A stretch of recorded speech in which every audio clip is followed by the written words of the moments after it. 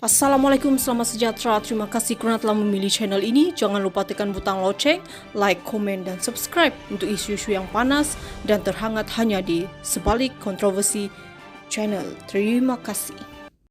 Pihak pendakwaan dalam kes Syed Saddiq Syed Abdul Rahman yang berdepan 4 pertuduhan berkaitan pucak amanah dan pengubahan wang haram akan membuktikan kesemua kesalahan yang didakwa dilakukan ahli Parlimen Muar itu adalah berniat jahat dan tidak jujur. Timbalan pendakwa raya Datuk Wan Shah Harudin Wan Ladin yang mengetuai pasukan pendakwaan berkata pihaknya akan bergantung kepada kombinasi keterangan terus, ikut keadaan dan dokumenter dalam membuktikan kes terhadap tertuduh. Keterangan di bawah Seksyen 6, 7, 8 dan 9 Akta Keterangan 1950 langsung tidak memihak pada tertuduh. Kami juga tidak akan menggunakan anggapan di bawah Seksyen 409A Kanun Kesiksaan dalam membuktikan kes kami ke atas tertuduh kelak, katanya semasa membaca pernyataan pembukaan pendakwaan hari pertama perbicaraan di hadapan Hakim Mahkamah Tinggi Datuk Azhar Abdul Hamid. Syed Saddiq 29 yang memakai kemeja batik biru tiba di Kompleks Mahkamah Kuala Lumpur kira-kira 9 pagi. Selepas pernyataan pembukaan dibacakan, pendakwaan memanggil saksi pertamanya iaitu Pegawai Penyiasat Suruhanjaya Pencegahan Rasuah Malaysia SPRM Muhammad Taufik Awaludin 30 untuk memberi keterangan. Syed Saddiq diwakili Peguam Gobind Singh Dio, Datuk S. Ambiga Haijan Omar dan Lim Wei Dit. Terdahulu, Wan Shaharudin memberitahu mahkamah bahawa pihaknya telah memfailkan 2 pertuduhan pindahan berkaitan pucak amanah dengan mengeluarkan perkataan curang dan menukarkannya kepada tidak jujur. 2 pertuduhan tersebut kemudian dibacakan semula kepada Syed Saddiq dan beliau mengaku tidak bersalah dan memohon untuk dibicarakan. Mengikut pertuduhan pertama, Syed Saddiq didakwa bersubahat dengan Rafiq Hakim Razali iaitu penolong bendahari armada Parti Pribumi Bersatu Malaysia yang diamanahkan dengan dana berjumlah RM1 juta ringgit yang telah dilakukan pecah amanah dengan menyalahgunakan dana itu.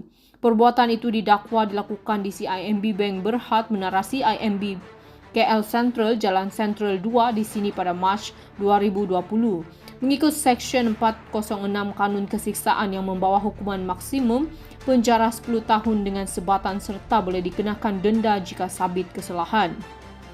Bagi pertuduhan kedua, tertuduh didakwa menyalahgunakan harta untuk diri sendiri iaitu wang sebanyak RM120,000 daripada akaun Maybank Islamik Berhad milik Armada Bumi Bersatu Enterprise dengan menyebabkan Rafiq melupuskan wang tersebut. Syed Saddiq didakwa melakukan perbuatan itu di Malayan Banking Berhad Jalan Pandan 3/6E Taman Pandan di sini antara 8 hingga 21 April 2018 mengikut Seksyen 403 Kanun Kesiksaan yang membawa hukuman penjara minimum 6 bulan dan maksimum 5 tahun dengan sebatan dan boleh dikenakan denda jika disabit kesalahan. Beliau juga berdepan dengan 2 pertuduhan melibatkan diri dalam aktiviti pengubahan wang haram iaitu memindahkan wang masing-masing berjumlah RM50,000 dalam akaun Maybank Islamik miliknya ke akaun Amanah Saham Bumi Putra miliknya yang merupakan hasil daripada aktiviti haram. Syed Saddiq dituduh melakukan perbuatan itu di sebuah bank di Jalan Persisiran Perling, Taman Perling, Johor Bahru pada 16 dan 19 Jun 2018. Pertuduhan dikemukakan mengikut Seksyen 4/1/B Akta Pencegahan Pengubahan Wang Haram, Pencegahan Pembiayaan Keganasan dan Hasil daripada Aktiviti Haram 2001 dan boleh dihukum di bawah Seksyen 4/1 Akta yang sama. Jika disabit kesalahan, Syed Saddiq berdepan hukuman maksimum penjara 15 tahun dan denda 5 kali ganda jumlah atau hasil aktiviti haram. Ibu dan bapa Syed Saddiq Syed Abdul Rahman memberi keterangan bahawa anak mereka ditekan untuk menyokong Perdana Menteri ketika itu Muhyiddin Yassin. Ibu dan bapa bekas Perdana Menteri Belia dan Sukan itu memberi keterangan demikian semasa perbicaraan hari ini terhadap Syed Saddiq berhubung dakwaan penyelewengan dan pengubahan wang haram lebih RM1 juta ringgit dana daripada Sayap Pemuda Bersatu. Bapa ahli Parlimen Muar itu Syed Abdul Rahman Al-Sagof memberitahu Mahkamah Tinggi Kuala Lumpur hari ini bagaimana mengenai tekanan yang didakwa diterima anaknya. Sejujurnya saya katakan bahwa sokongan kepada Muhyiddin ketika itu adalah tipis dan sudah pasti anak saya akan dianiaya karena politiknya tidak sehaluan dengan Tan Sri Muhyiddin Yassin. Saya tahu anak saya tegas dan berintegriti tinggi dan saya menasihatkan dia untuk terus maju dan mengekalkan pendirian yang kukuh dan jujur, kata Syed Abdul Rahman semasa pemeriksaan balas oleh Peguam Bela Gobind Singh Dio.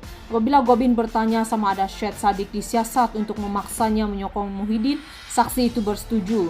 Ibu tertuduh Sharifah Mahani Syed Abdul Aziz telah memberi keterangan bahawa pegawai SPRM yang menyoalnya sebagai sebahagian daripada penyiasatan terhadap anaknya telah menasihatkan secara berseloroh supaya menasihatkan anaknya supaya menyokong kerajaan PN ketika itu pada 2020. Sebagai seorang ibu, hati saya tersentap apabila pegawai SPRM memberitahu saya adalah lebih baik saya menasihati anak saya supaya mengikut sahaja kerajaan yang ada sekarang supaya saya dan suami tidak disiasat lagi, dakwa Sharifah. Sebagai ibu, saya sayangkan anak saya dan tahu pengorbanannya.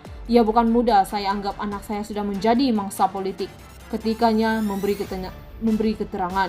Menjawab soalan Gobind sama ada Syed Saddiq ditekan untuk menyokong kerajaan ketika itu di bawah Muhyiddin, dia turut bersetuju.